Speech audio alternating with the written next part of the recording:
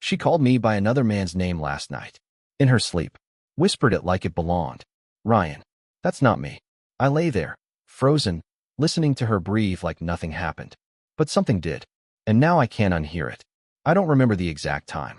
Just that it was dark, sometime after midnight. We'd both gone to bed around 11, tired from nothing in particular. It was one of those quiet, ordinary nights. The kind you don't think you'll ever remember. But I will. I always will. She turned in her sleep. I felt her hand slide across my chest, soft, warm, familiar. Then she whispered something. Barely audible. A breath against my neck. Ryan. One word. One name. Not mine. I didn't react. Not right away. My mind froze, but my body stayed still. I lay there, staring at the ceiling, heart thudding, trying to process what I'd just heard. Maybe I misheard. Maybe it was a dream. Hers or mine, I couldn't tell. I didn't move. She shifted again, rolling to her side, pulling the blanket tighter. Her breathing slowed. Peaceful. Untouched. I waited. A full minute passed. Then 2. And I still hadn't blinked. Her name is Jenna. We've been married for 9 years. Together for 11. We met at a New Year's party neither of us wanted to attend. She was wearing this oversized black sweater and didn't smile much. I like that. I was tired of girls who laughed too easily at nothing. Jenna didn't laugh, not that night. She looked like she was always thinking. That's what pulled me in. That stillness. Like she saw everything but didn't need to say it. I remember asking her about her sweater and she told me. It's my shield. I didn't know what that meant, but I liked the way she said it, like it wasn't a joke. Like she really meant it. Now she sleeps beside me and calls me by another man's name. I got out of bed quietly, careful not to wake her. Went to the kitchen, poured a glass of water. Sat at the table in the dark. The hum of the refrigerator was the only sound. I tried to push the name away. Ryan. It echoed. Mocked. Accused. Who the hell is Ryan? I didn't know. Or maybe I did, but not consciously. The name felt vaguely familiar. Like something I'd seen or heard once in passing. Someone she'd mentioned casually? A coworker? A friend of a friend? I opened my phone and pulled up her Instagram. I don't usually check it. I never had a reason to. But that night, I scrolled. Post after post. Smiles, filters, brunches, weekends, gym selfies. Nothing out of place. But now I was looking differently. I wasn't browsing. I was searching. Hearts. Comments. Usernames. There. A comment on a photo from 2 weeks ago. She was at a rooftop bar with friends. For women. The caption was some wine-related quote. And then, below it, a comment. Looking amazing, Jenna. Hope you're doing well. Ryan M. No emoji. No flirty tone. Just polite. Friendly. And yet, I clicked his profile. Private. But the icon was him, arm around some woman. Handsome guy. Tan. Sunglasses. Short beard. Probably mid-30s. Nothing screamed danger. And still, my pulse kicked up. Ryan. The next morning, I said nothing. We had coffee like always. She asked if I'd seen the dog leash. I told her it was by the back door. She kissed me on the cheek before heading out. Said she had a meeting across town. I nodded. My mind screamed. You said another man's name in your sleep. But my lips stayed sealed. I told myself I'd give it a day. Maybe 2. Maybe I was overthinking. Maybe it was just a dream. But I already knew I'd remember that name forever. I didn't want to become paranoid. I didn't want to be that guy, the one who checked his wife's texts, followed her around, created stories from nothing. But once the thought was in, it spread. Like mold. Slow. Quiet. Unstoppable. The morning after she said his name in her sleep, I sat in my car for 15 minutes before work, just staring at the steering wheel. My hands were on it, 10 and 2, like I was waiting for a driving instructor to tell me what to do next. Only no one was coming. I didn't tell anyone. Not my brother. Not my best friend. Not even the guys in my fantasy league group chat. And they talk about everything. I just didn't know how to say it. How do you say, I think my wife is cheating on me, but I don't have proof? Only a name? You don't. You live with it. You walk around with that name in your head, bouncing off the walls of your skull every time she smiles or laughs or tells you she's working late. Over the next few days, I watched her. Not obviously. I didn't ask questions. I didn't start fights. I just watched. And I started seeing things. She was dressing differently. Not dramatic. Nothing out of character. But tighter, cleaner. More deliberate. Her hair was always done. Her nails, too. She wore perfume to the grocery store. Jenna used to joke about that. Women who dressed up for errands. Now she was one of them. She laughed at her phone a lot. Sometimes while cooking. Once while brushing her teeth. And not at memes. I know the laugh she makes when she's scrolling. This was different. Short. Private. Like she didn't mean to let it out. Wednesday, she spent 45 minutes getting ready to drop something off at Ashley's. She changed outfits twice. I saw her through the cracked bedroom door. She checked her reflection in the mirror, fixed her lipstick, then took a selfie. She's never taken selfies before leaving to drop something off. When she got back, she didn't say what it was she dropped off. I didn't ask. Tuesday night, she said she had dinner with her old college friend Kara. I smiled, nodded, said, have fun. She left at 6. At 6:15, I checked Kara's Facebook. A post, stuck late at work again. Someone saved me. No tag. No photo. No Jenna. I stared at it for a full 5 minutes. My brain tried to explain it away. Maybe plans changed. Maybe she went alone. Maybe she lied. The word tasted foreign in my mouth. Lied. She got home at 9. Said the food was amazing. Told me Kara got engaged. I asked if she had pictures. She said her phone died. Jenna's phone never dies. Later that night, I checked the charger. Plugged in. Green light on. Thursday. She left her phone on the kitchen counter when she went to shower. It buzzed once. I didn't mean to look. My eyes just moved. A name. Ryan M. I froze. The message didn't show. Just his name. I stood there, hand on the counter, staring. I didn't unlock it. I didn't move. When she came back, wrapped in a towel, humming, I was still there, pretending to look for cereal. She picked up the phone casually. Saw the screen. Locked it. Slipped it in her robe pocket without looking at me. The humming stopped. And in that silence, I heard everything I needed to. She didn't ask me anything. Not why I was standing there. Not what I saw. Because she already knew. That night, I went for a walk. I didn't say where. Just told her I needed some air. It was cool out, early fall. The sky was that deep, almost purple-blue, and the air smelled like cut grass in someone's fireplace. I walked past houses with lit windows. People inside watching TV, eating dinner. Normal. Safe. I wasn't in one of those houses anymore. I ended up at the strip mall 5 blocks down. Stood in front of the dry cleaners until I realized how weird that looked. Went into the CVS. Bought nothing. Just walked the aisles. It's amazing how long you can pretend everything's okay. Even to yourself. I got back and she was on the couch, legs tucked under her, watching a show we used to watch together. She looked up and smiled like nothing had happened. She patted the cushion next to her. You okay? I sat. I nodded. I said I was tired. I don't think I blinked once during that whole episode. Friday morning, I checked our shared credit card statement. Not because I was looking. I'd honestly just forgotten if I paid the cable bill. But there it was. Eden's Bistro, $86.90. Wednesday night. She told me she grabbed takeout. Ate in the car. Didn't feel like people. I looked up the bistro. Romantic. Dim lighting. Rose-colored wine glasses. No to-go menu on the site. That night, I opened my laptop and typed one word into Google. Infidelity. It autofilled infidelity signs. Then, infidelity statistics. Then, infidelity recovery. I closed it. Sunday morning, I watched her from across the kitchen while she loaded the dishwasher. Her hair was up. She was humming again. The same tune from the other day. I didn't recognize it. She caught me watching and smiled. What? Nothing, I said. Just thinking. About who you are now. About what you're hiding. About how long you've been gone, even when you're here. About how I'm starting to forget what your laugh used to sound like when it was mine. You don't see it all at once. That's the trick. It's not like she walks in the door wearing someone else's name or smelling like betrayal. It's slower than that. Quieter. But once your eyes adjust, you start seeing everything. She was always stylish in that laid-back, casual way. Leggings, hoodies, hair in a messy bun. She didn't try, that was the point. But lately, there was an edge. Lipstick on a Tuesday. Heels when she said she was just going to Target.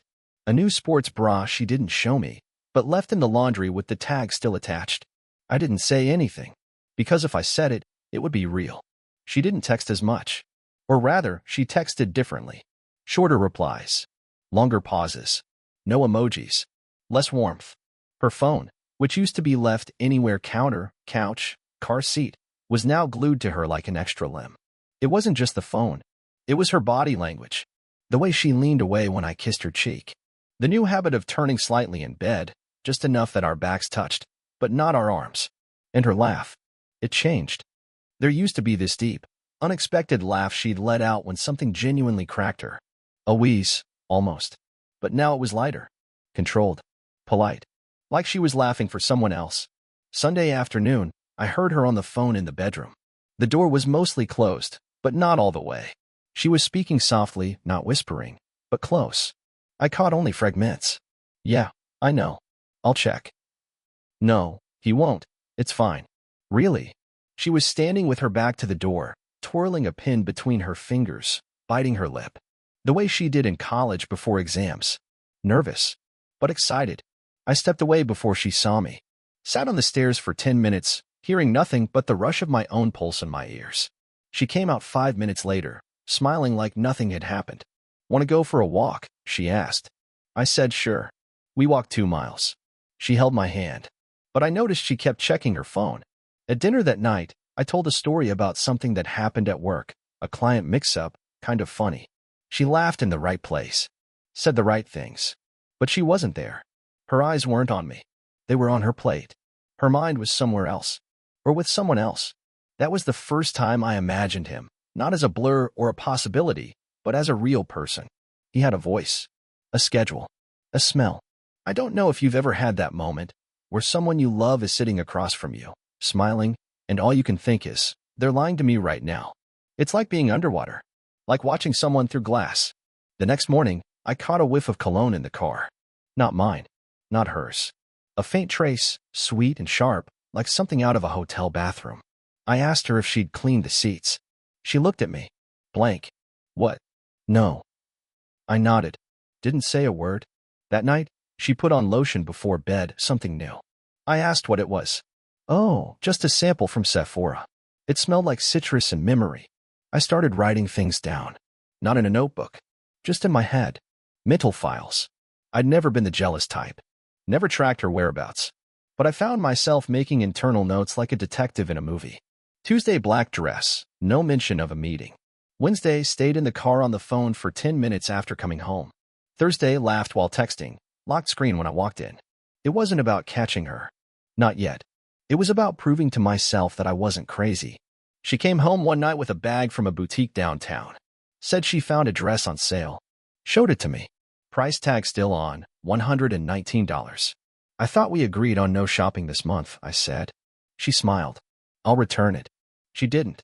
The next day, I found the tag in the bathroom trash. Cut clean. Torn into strips. The hardest part wasn't the lies. It was pretending I didn't see them. Pretending I didn't feel her pull away when I touched her arm. Pretending I believed her when she said she was tired. Pretending I didn't notice how long she spent getting ready to go nowhere in particular. We used to have inside jokes. Now every conversation felt like a script. Love you, I'd say. You too, she'd answer. Not, I love you. Just, you too. It was subtle, but it was enough. One night, after she'd fallen asleep, I turned and looked at her for a long time. She looked peaceful, untouched, like she belonged to another life entirely. And I realized I was mourning something that hadn't ended yet, at least not officially. But in the ways that mattered, the woman I married was already gone. And I still didn't know what I was going to do. But I knew what I had to find. Proof. Something that would make it impossible to lie again. And when I found it, I'd decide what came next. I wasn't looking for anything. Not at first. I just needed to print something, tickets to a client dinner. Jenna's laptop was open on the counter. She was upstairs, drying her hair. I clicked Chrome. Gmail loaded automatically. She never logs out. That's the kind of trust we had. Or used to have. It was muscle memory, the way her inbox popped up. A list of messages. Promotions. Bills. One labeled draft. I didn't mean to click it, but I did. And that was the first time I saw his name in her words. Ryan, I keep telling myself I should stop. That this is dangerous. That someone will get hurt. But I can't stop thinking about last time. I can't stop hearing your voice in my head. You made me feel seen. And I don't even know what that says about me. I'll call you tomorrow. I just needed to write this somewhere. Jay. My hands went cold. She hadn't sent it. Maybe she never meant to. Maybe she wrote it and forgot. Or saved it for herself. But it was there. Sitting in plain sight. Ryan. The name she whispered in her sleep. The one from the Instagram comment. The one who texted her phone. He wasn't a theory anymore. He was real. And he had touched something in her I hadn't reached in years. I closed the draft. Walked outside. The air was thick, damp. I could hear a neighbor mowing his lawn 2 houses down. Birds. A car alarm in the distance. My heart in my throat. I didn't want to confront her. Not yet. Because this wasn't just about what she wrote. It was about everything before it. And everything after. I wasn't ready to have the truth confirmed by her mouth. It was easier to look for more. That night, I couldn't sleep. She lay beside me like always. Same posture. Same breathing. But I couldn't close my eyes. Not with that message burned into my brain. You made me feel seen.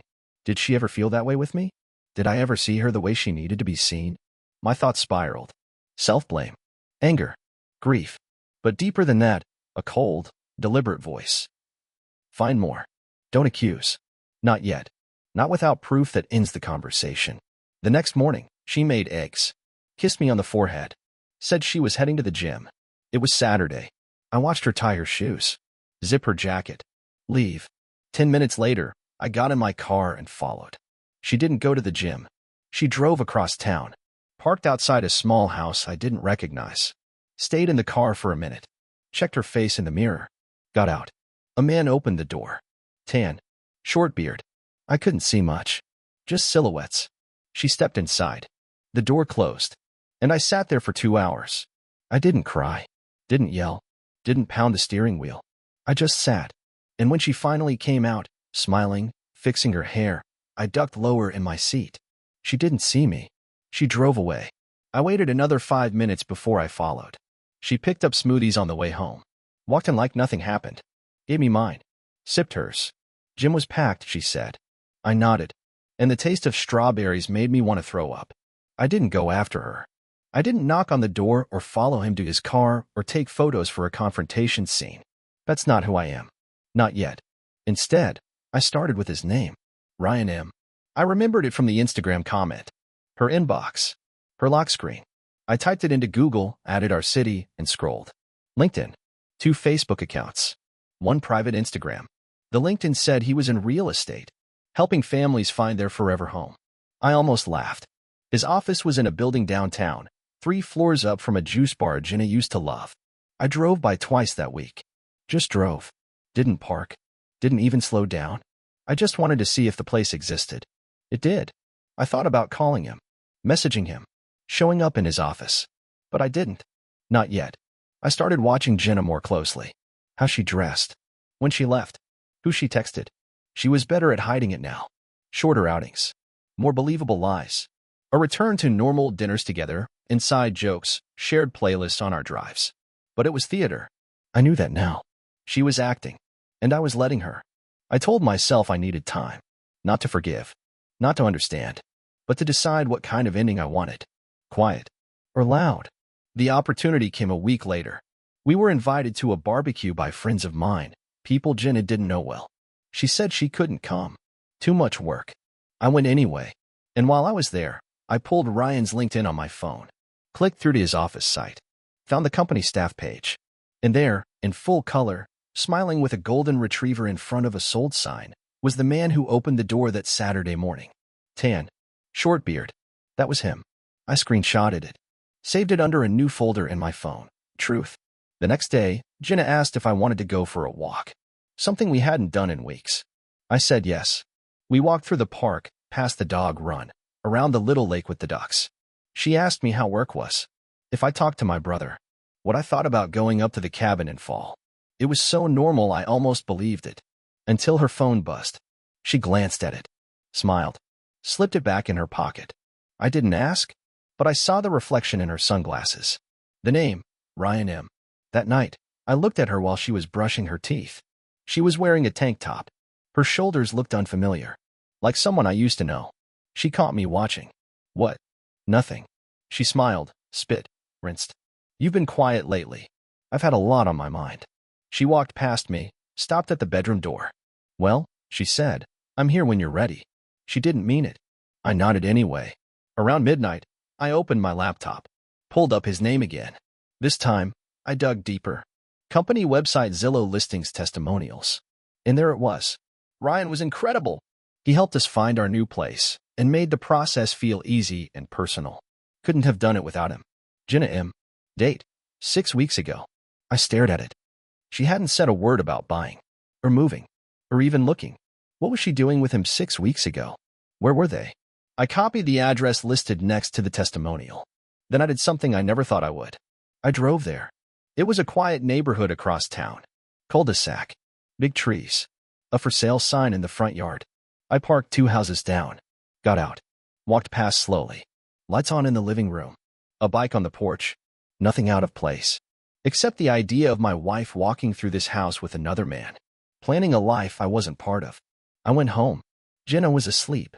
I lay down next to her. Stared at the ceiling. I had the name. The face. The address. I even had the fake future they almost built. What I didn't have yet was the ending. But it was coming. She thinks I don't know. She walks through the house like before. Makes coffee. Laughs at my dumb jokes.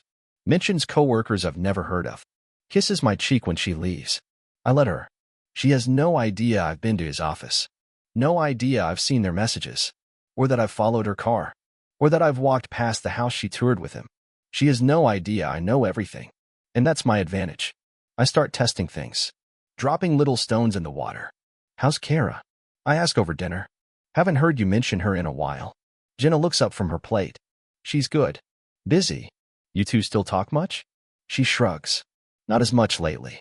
She's been slammed at work. I nod. I already know Kara's been in Europe for 2 weeks. I ask about the gym. About a recipe she said she got from her coworker. About a place she said she'd never been, but I remember a charge from there 2 months ago. Each time, she answers without blinking. She's practiced. Polished. Seamless. But I'm watching closely. And sometimes, the cracks show. She hums more now. Not the same tune, different ones. As if she's filling the silence between us with melodies I don't recognize. Sometimes I hear her talking on the phone in the other room. The conversation stops when I enter. She smiles. Asks if I want coffee. I say yes. Always yes. Because I want her to keep pretending. Late one night, after she's fallen asleep, I scroll back through her Instagram. Looking for changes. Patterns. I stop on a picture from a month ago. Just her. Sunglasses, coffee, standing by a brick wall. I never liked that photo. Something about the way she looked, posed, but distant. I zoom in. There's a reflection in the glass behind her.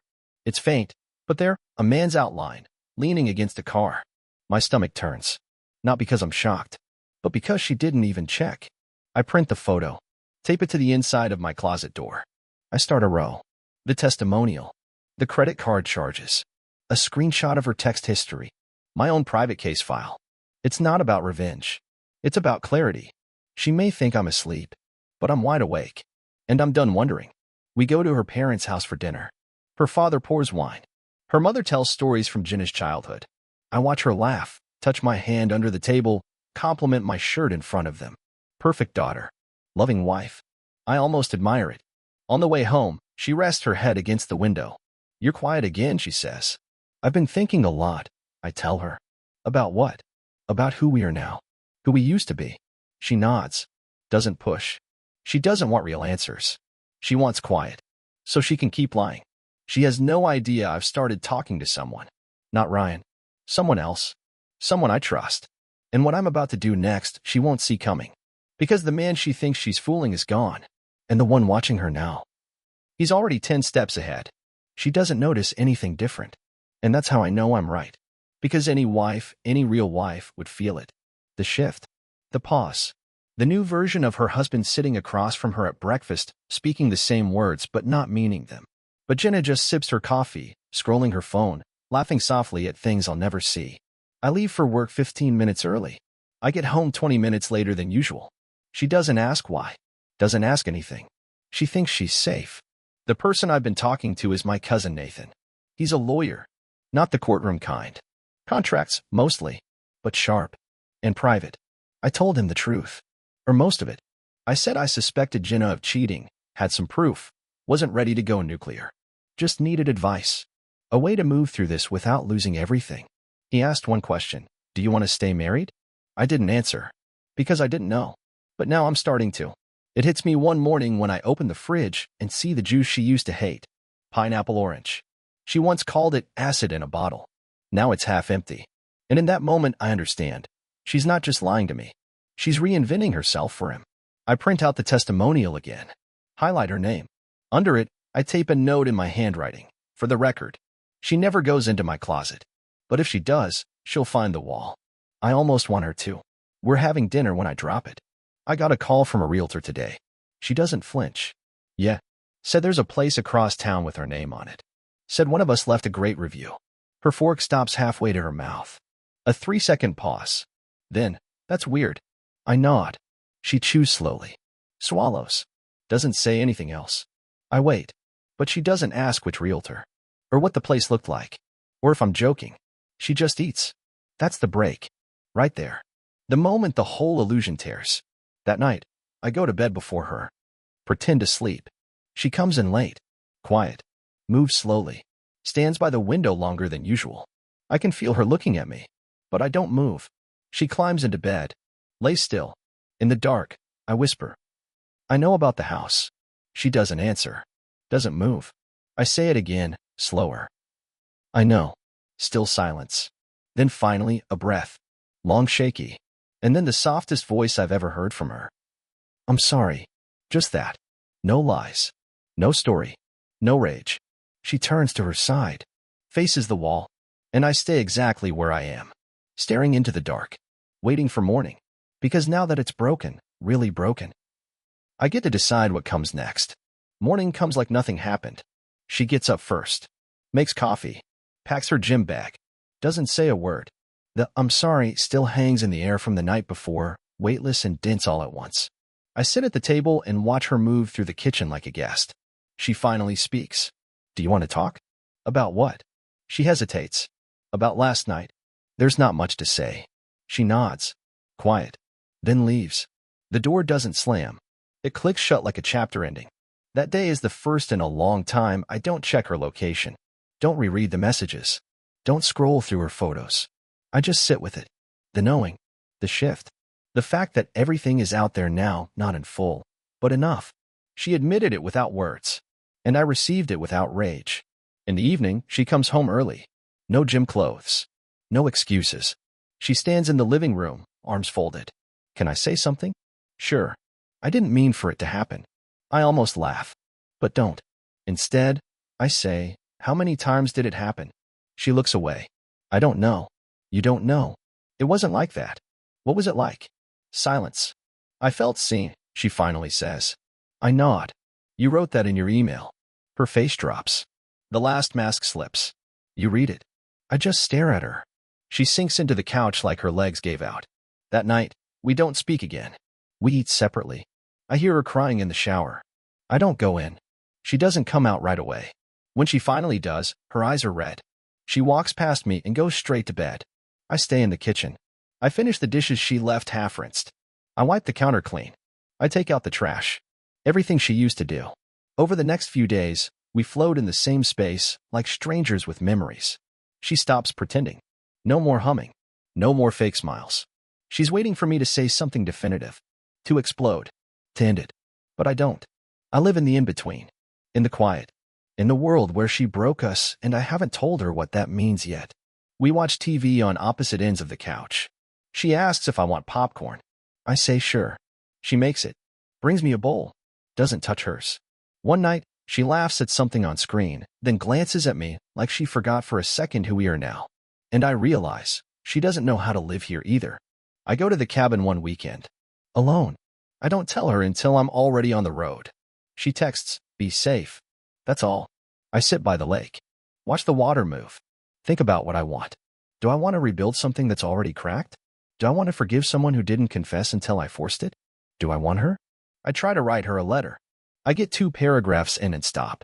Not because I don't know what to say, but because I'm not sure she deserves to hear it. I make a list. Things I love about her. Things I can't forget. Things I don't believe anymore. The second list is the longest. The third one keeps growing.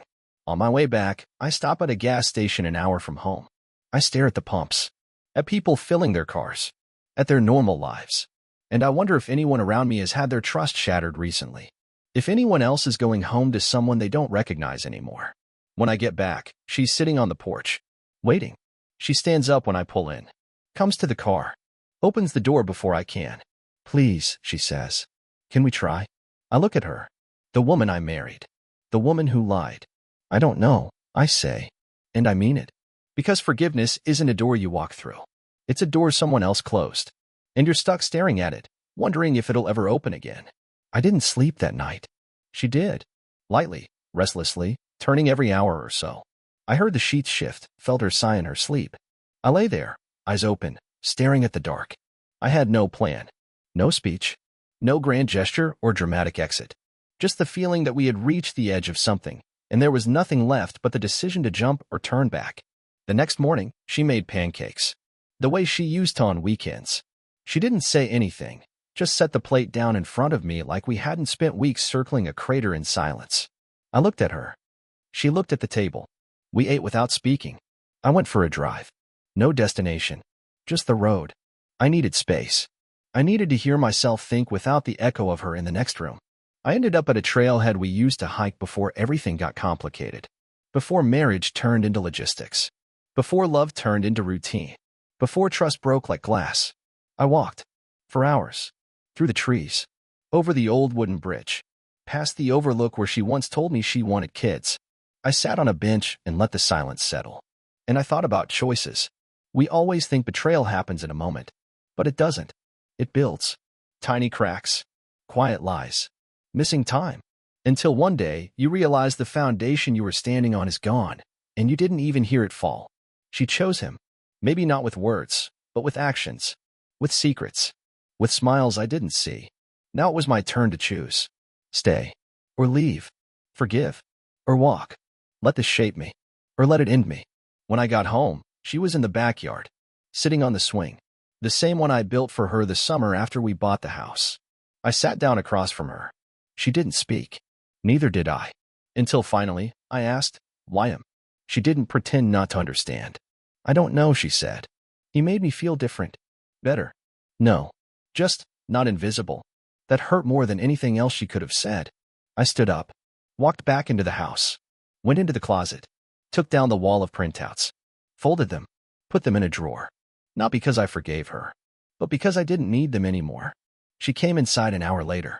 I don't want to lose you, she said. You already did. She nodded. Tears, but no protest. I grabbed a bag. Just one. Not to make a scene. Not to punish her. But because it was time. Where will you go? She asked. I don't know yet. That was the truth. But I knew where I wouldn't be. Here. With her. In this house that still looked like ours, but no longer felt like mine. I stayed at a friend's place for the first few nights. Just a couch, a blanket, and the steady silence of not being asked where I was or when I'd be home. It was strange, but not unwelcome. I didn't tell anyone the full story. Not yet. People always want to fix things, to offer opinions. But what do you say when someone breaks something that can't be glued back together? You let it sit. You look at the cracks. You learn their shape. Jenna texted once the first night. Let me know you're okay. I didn't reply. Not because I wanted to hurt her, but because there was nothing to say that wouldn't unravel both of us again. She texted again the second day. I miss you. I left that unread. I thought about her a lot. Not the version of her that broke my heart. The earlier version. The one who danced barefoot in the kitchen. Who cried during movies. Who once told me that forever scared her, but she wanted to try anyway. I still loved that woman. But I didn't know if she still existed. One afternoon, I drove past the house. Not on purpose. Just a loop I used to take. Habit. Her car was there. Lights on inside. Curtains open. It looked the same. And yet, it didn't. I didn't stop. I didn't even slow down. I started running again. Mornings before sunrise. Cool air. Quiet streets. The rhythm of my own breathing. It helped. I made a playlist. Nothing sad. Just movement. Some days I went farther than I meant to. Some days I turned around early. But I always ran. It felt like progress. About a week later, I got an email from her. It wasn't long. Subject. I'm sorry, body. I know I don't deserve anything from you. But I hope someday you'll remember the good parts. And I hope you find someone who never makes you feel invisible. I read it twice. Then deleted it. Not out of anger. But because I didn't need to carry it.